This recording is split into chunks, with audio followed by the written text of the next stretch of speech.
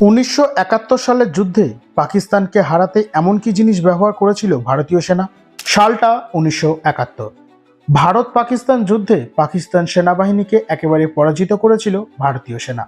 শত্রু সেনাদের আত্মসমর্পণ করতে কার্যত বাধ্য করেছিল ভারতীয় সেনার জওয়ানরা। 1971 সালের যুদ্ধকে ভারত পাক যুদ্ধের মধ্যে হওয়া অন্যতম একটি গুরুত্বপূর্ণ যুদ্ধ হিসেবে বিবেচনা করা হয়। পূর্ব পাকিস্তানকে স্বাধীন করতে এই যুদ্ধ করা হয়েছিল।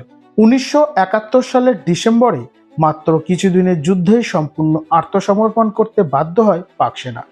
তথ্য অনুযায়ী 1971 সালের যুদ্ধে সবথেকে বেশি কার্যকরী হয়েছিল ভারতীয় নৌবাহিনী, কারণ পাকিস্তান সেনাবাহিনীর নিশানায় ছিল পূর্ব পাকিস্তানের বর্তমান বাংলাদেশের চট্টগ্রামের বন্দর।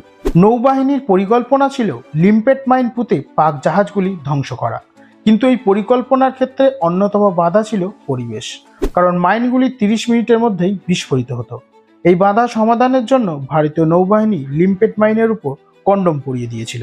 এর ফলে মাইনকে জলে রাখলেও ভিজে যাওয়া থেকে রক্ষা করা গিয়েছিল এবং সময় মতো বিস্ফোরণ হয়ে পাকিস্তানি জাহাজগুলিকে ধ্বংস করা সম্ভব হয়েছিল।